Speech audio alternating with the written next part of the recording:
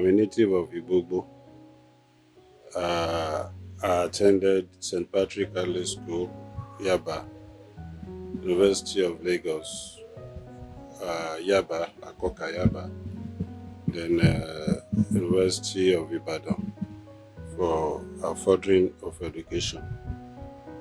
I was a counselor in this community in the 90s under the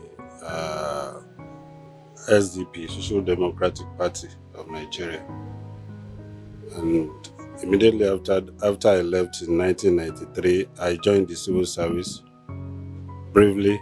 And in 1997, I was asked to go and resign to come and contest the Lagos State House of Assembly under Democratic People's Party, Democratic Party of Nigeria. So then in 1997, that was when Abacha came up with 5 leprosy fingers, the party. Everything has to be disrupted. We now form another party, which was known as PDP. So under PDP, I did try to contest the House of Assembly again. I was then the LGA Financial Secretary for years, and then until 2007, when I contested for the Lagos State House of Assembly. And by the special grace of God, a by-election came up within that 4-year term, and I recontested. People asked me to go again, and I won the by-election, thus making me a member of the 6th Lagos State House of Assembly. Well, I thank God for the life of our leaders in the community. We've had the mind of serving the community. Right from our secondary school days, our referred leader, one of the GAC members, Chief Olugbenga, Asiwaju Olugbenga Basharun, has been our voice, and we see him as a symbol of progress in the community. He used to get us together under the Igbobo Student Union, the Leo Club, that is the baby of the Lions Club, which we focus on the development of the community. Whatever things we do, is it sports, we used to carry the community together. And service has been our motto, and this has been the fulcrum of my service to humanity. Well, without being boastful, as the community applies in Igbobo community, Igbobo per se, I would say I'm one of the longest serving politician in the community. I started my politics actively in 1990, and that's over 30 years now. And I've known for one day backslided. Rather, I continue to focus on the way and manner, or how I can be of additional support for the community in terms of greatness. And if by adventure I become the council chairman, there are a lot of programs I think should come up, especially when we have a young and dynamic council chairman now. I believe he can still do more, and we want to continue from there, because we give him all the support he needed, and the guy has not disappointed. And we should continue from there, build on the successes he has made within that, let me say, 7 years now. So he's somebody to be proud of. And I believe I can do more to assist him in getting this community to a greater height. Definitely, the common the common goal of politicians, let me say committed politicians, because in all spheres you have committed people, you have those who are not committed. But once you are committed, the betterment of the lives of people should be paramount in your life. I mean, on your mind. So, take for instance, there's nothing stopping the local government from having a farm settlement or a farm, well cultivated large farmland. We have them abounding within the local government. That's one of the areas that will come in, provide food for the people. And the easiest way of doing that is get your own farm, produce whatever you can afford. I mean, you can plant for your people. Then the state government, the tripartite, I mean, the three governments should be working together: the federal government, the state, and the local government. I'm aware the federal government is now working to ensure there is abundance of food in the country. The state should complement it. The local government should do its own, because most of the programs by the federal and state will still come back to the local government. But on our own, we want to make sure we complement whatever effort they are making, so that things will work as it is supposed to. Definitely, right. Let me expand share why I just mentioned farming.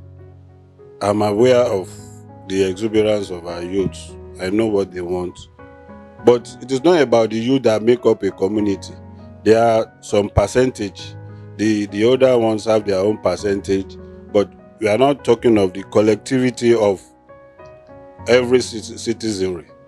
Now, the youth, like I said, I know how to tackle them. We know that we are all in the what do we call it? Yahoo period now. But if an average student or average youth have a good job, he will not dwell into Yahoo. And who says farming is not a good job? who says now let me tell you, immediately I left the civil service, I went into farming. I registered a company, Oshin Farms. And my priority was piggery. Later I dwelled into fisheries. I was making good money. The money I used in contesting, then I got it from there. There is a lot of, abundance, a lot of money in farming. Not until you get a white collar job before you become what you want. And this, what do we call it? This welder, furniture maker, artisans, you won't be surprised. They make quite a lot of money. I am also a trained draftsman, an architectural draftsman. As far as I finished in 1984 secondary school. As far as 1979, I used 6 years in the training, and the thing is paying off. I am into property. I'm into building plans. We want to approve your building plan. Now bring it to me. I'll work on it. We want to draw your building plans. I will do it. So they are both working together, and I've remained in this community for several years. And maybe Chevalon Fumi Basharon will be the only one who have stayed more than I do, because they are our papa. But in terms of our youth, our sets politically, I've remained in this community, and I have not left this community. Even if I go out, I'll still come back here. So whatever I am today, it is by the special grace of God and by this community. Well, I want to be seen as a catalyst for the development of the youth and the downtrodden. I want to add to productivity to ensure they even add up to per capita of the community, because whatever they achieve now, whenever they achieve whatever they have, I want to see them add to whatever per capita uh, uh, GDP, gross domestic product. That's the word I'm looking for. I want to ensure they had it up, because if they are doing nothing, they can't do it. But once you emancipate them, you let them see why they should be adding up to the GDP. They will be forced to be reckoned with, and this I want to do. And there's one thing missing. I also want to, the coastal areas here have been so backward in terms of development. The plans, I don't want to let the cat out of the bags yet. By mere mentioning the coastal areas here, others will have, but I have my program well stated, and when the time comes, human being can be dangerous, or they can change anytime. But the most important thing is you have to work in synergy. You have to work together. Governance is about rub my back, I rub your back. You have to work together. If a councillor refuses to work with the chairman, how is he going to achieve his aim and objective? And if the council chairman refuses to work with the councillors, he will be impeached. So that is why we have to work together. If we love our people, because we are called there to serve, not to serve our selfish interest, but the interest of the community. Yes, integrity, humility. I have all those things, because, like you say, humility. Most of my political mates, now that we are having new developments, those development we had then, in fact, kudos was given to us under Chief Matthew Awole, the then chairman. So we ensure in each of the wards, we had 19 wards then. Whatever programs we want to do in a ward, we'll go around the 19 wards. So thereby we are working together. They see us as achieving. And it is only by working together we can go to, we can achieve whatever we plan for. Well, let me tell you a story. Where I started from SDP. That was when I was a councillor. From SDP to DPN, from DPN to PDP. When I won the House of Assembly seats under PDP, it was ACN then. I contested against ACN and I won. Few weeks into my tenure, the ACP, I'm in the midst of ACN. They called me. Honourable Oshin, we want you in ACN.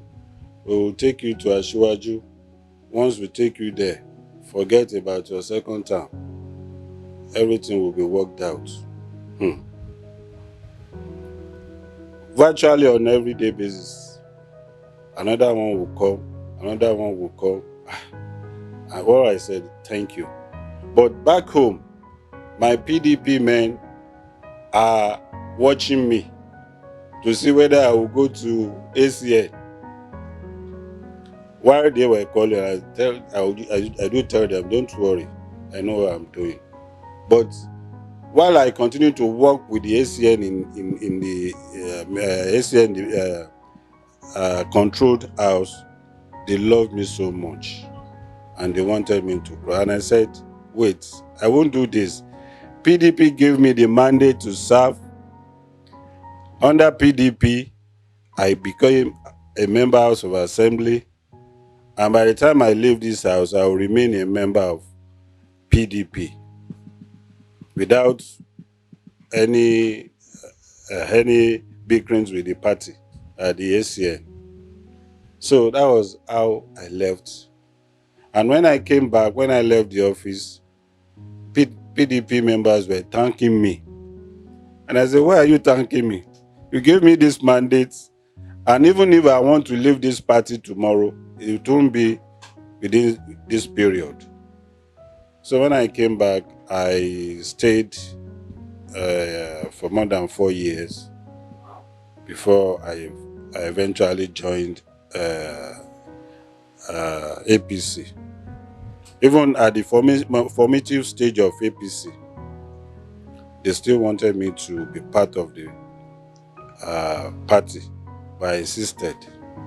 So, and I now left to APC in 2015. The decision came from me. I think I was bold enough and old enough to take decision on my own. When I decided, another story is my referred leader, Ashwaju Bashir, we were both in PDP. And he said he'll be leaving for, is it AC or ACN? And he wanted me. I had to run away from him. I did not show up because I still believe in PDP. So the opportunity came and I took it. I took bold step and I remained a member of PDP. So the decision came from me, not even their inviting me or calling me, whoever changed me. If I want to be self-centered, for me to have been called that Ashwaju want to see me, you know what that means. So maybe my level have been better than it is now. But then when I came in APC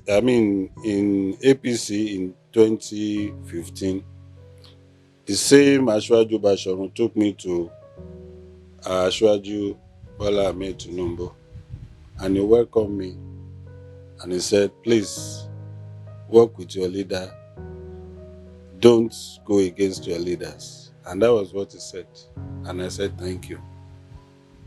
So I've fulfilled whatever people wanted me to do more than 10 years ago then. So on my own terms and my beliefs. In my life, if I'm being wronged, I think something in me will say, deal with him. Don't let him go scot-free. But I'm so light-minded because I believe in this life is so simple. I just take it lightly. I forgive people a lot. A lot of people have wronged me. What's the need of paying back? So there's no point. Whatever you are in life, vanity upon vanity, whatever you are in life, you leave it. We didn't come to this world, we came to this world with nothing and we'll live with nothing. So I live by the day, whatever the day brings unto me, I live by it. I'm still active politically anyway. I've never been too aggressive that I want this, I want that, I want. Some people will come to me, Honourable, why not try this? Even this chairmanship we are talking about, I still have people pushing me to come out. I've not given them yes or no. Wow. But consultations will continue until the last day. Wow. Until the last day. I believe so much in people. But nowadays, you see our youth when we were youth, like in the in 20s, most of these political positions were being brought to us. They will have seen what we our involvement in the community activities that will prompt them to say, okay, we have Olugbenga there, go and bring him. And that was exactly what happened to me when I became a councillor. I was my last year in the university when they came. May the Lord continue to grant him more health. He came to Bariga in the house of Honourable, Senator Adefuye. He called me there and asked me, "Are you interested in a councillorship?" He asked me a series of questions. I said, yes, I will. That was how I started. In DPN, when they asked me to go and resign, you know what that means? I was into civil service. When I left the council, I joined the civil service, and it was not easy. No, when I wasn't junior staff, but I resigned. That was DPN UNCP days. I resigned, and ever since I've been on my own. I've been on my own. In 1995, I registered my company with the help of Baba Asiwaju Basharu. He's my mentor, educationally, politically, socially, religiously, anything you can, any good thing you can think of. The man is our mentor. So nobody in this Igbogbo that Basharu has not touched his life. Whatever you are, the man, we pray his life to be longer. In Jesus' name, and in good health. Now, the council chairman and the state governors are getting much more than they were getting before Asiwaju came on board. I expected them to do much more than they were doing. Once you get your allocation, you let people know how much you've gotten from the state or from the federal. You have your own team. The civil servants are there. And the civil servants are the real people in government. Politicians come and go. But the civil servants, once you work together with them, you work in harmony with them, in fact, you will smile. The councillors and the chairman, they are there for maybe 4 or 8 years. At once, they will leave. Work with the civil servants to ensure transparency. If you take life easy, you won't go astray. We've seen pastors, imams going astray once they get into office. And you see some social critics go astray when they get into office. Because when you don't have money, you still be a good man. But the moment you are richer, you change, your attitude change to people. But once you have the fear of God, you believe whatever you had today, it is God that ordained you, that has it.